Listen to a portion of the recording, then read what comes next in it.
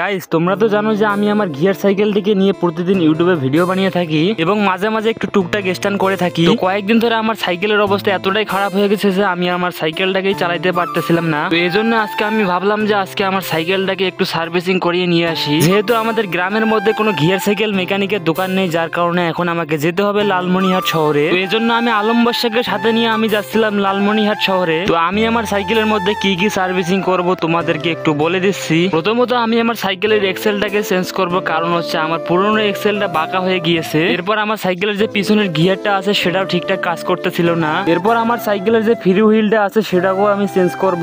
এছাড়াও কিন্তু আমি আরো অনেক কিছু মডিফাই করতে চলেছি। কিন্তু আমরা যখন সাইকেল চালিয়ে যাচ্ছিলাম তখনই দেখতে পাই যে আকাশের অবস্থা এতটাই খারাপ হয়ে আসছে যখন তখন বৃষ্টি চলে আসতে পারে। এরপর আমরা যখন সাইকেল চালিয়ে বেশ কিছু দূর গেলাম তখনই দেখতে পাই যে হালকা হালকা বৃষ্টি শুরু হয়ে গেছে। আর আমরা জানি না এই বৃষ্টির কারণে আমরা লালমনিরহাট শহরে যেতে পারবো কিনা। আর এই হালকা বৃষ্টির মধ্যে আমরা 20 কিলোমিটার সাইকেল রাইড করার পর চলে এসেছি লালমনিরহাট শহরে। ভাই, লালমনিরহাট শহরে এসে দেখি এখানে মনে হচ্ছে আরো বেশি করে বৃষ্টি হয়েছে, যার কারণে রাস্তার মধ্যে প্রচুর পরিমাণ পানি জমা হয়ে গেছে। কপাল ভালো ছিল যে আমরা আসার আগেই বৃষ্টি শেষ হয়ে গিয়েছে। এরপর আমরা কিছুক্ষণ সাইকেল চালানোর পর চলে এসে যাই সেই মেকানিকের দোকানে, যেখানে আমরা সাইকেলটাকে সার্ভিস করাবো। এখানে এসে দেখি দোকানের মধ্যে প্রচুর পরিমাণ ভিড়, যার কারণে আমাদেরকে কিছুক্ষণ অপেক্ষা করা লাগতে পারে। এরপর আমি যে জিনিসগুলো লাগাবো সেটা হচ্ছে যে একটা ফ্রি হুইল, যেটা ছিল শিমানিং না কি কোম্পানি সেটা আমি জানি না। তারপরে হচ্ছে একটা গিয়ারের তার। এরপর নিয়ে নিলাম একটা এক্সেল, যেটা অনেকটাই বড় আছিল। এছাড়াও কিন্তু আমি অনেক কিছু মডিফাই করতে চলেছি, তো সম্পূর্ণ ভিডিও দেখলে তোমরা বুঝতে পারবে। এরপর আমরা কিছুক্ষণ ওয়েট করার পরেও দেখতে পারি যে এখানে ভিড় কমতা ছিল না, তাই আমি ভাবলাম যে আমি তাদের কাজ একটু আগাই দেই। এজন্য আমি পিছনের চাকাটা খোলা শুরু করে দিলাম। এরপর কিছুক্ষণের মধ্যে আমার পিছনের চাকাটা খোলা কমপ্লিট হয়ে যায়। এরপর আমি পিছনের চাকাটাকে তাদেরকে দিয়ে আসলাম যাতে কিছুক্ষণের মধ্যে তারা কাজ শুরু করে দেয়। এরপর দেখি তারা আমার সাইকেলের কাজ শুরু করে দিয়েছে। প্রথমেই দেখি তারা আমার সাইকেলের পুরনো যে ফ্রি হুইলটা আছে সেটাকে খুলে নিচ্ছিল।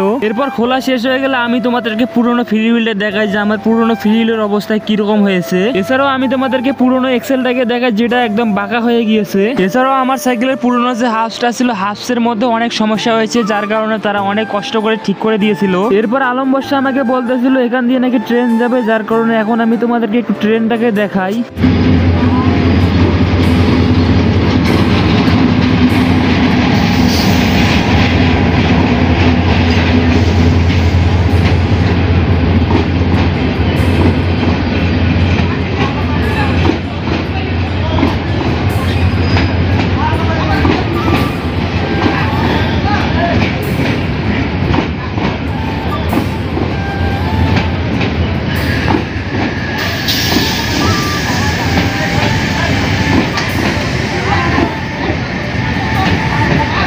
भाई कितना बड़ा टीन है, पूरा मासूक का। এদিকে ট্রেন দেখতে দেখতে দেখি তারা আমার সাইকেলটাকে পুরো কমপ্লিট করে ফেলেছে। এছাড়াও তারা আমাকে বলতেছিল যে আমার নাকি পুরনো চেনটা নষ্ট হয়ে গিয়েছে, যার কারণে আমাকে এখন নতুন চেন লাগাতে হবে। এরপর তারা আমাকে একটা নতুন চেন লাগিয়ে দেয়। এরপর তারা 2 থেকে 3 ঘন্টা কাজ করার পর আমার সাইকেলটাকে পুরো কমপ্লিট করে দেয়। এরপর আমার সব কাজ কমপ্লিট হয়ে গেলে তারা আমার হাতে এখন রসিদ ধরিয়ে দেয়, যেখানে বিল উঠেছিল 1125 টাকা। এরপর আমি তাদেরকে 1100 টাকা দিয়ে দেই। এইখানে সবকিছু কমপ্লিট হয়ে গেলে আমি চলে এসেছি একটা খেলা ঘরের মধ্যে। এখানে আলম বর্ষা নাকি কিছু কিনবে। এখানে এসে দেখে আলম বর্ষা তার জন্য কিছু জার্সি প্যান্ট নিয়ে নিচ্ছিল। এরপর আমাদের সম্পূর্ণ কাজ কমপ্লিট হয়ে গেলে আমরা দুজন আবার বাড়ির দিকে রওনা দেওয়া শুরু করে দেই।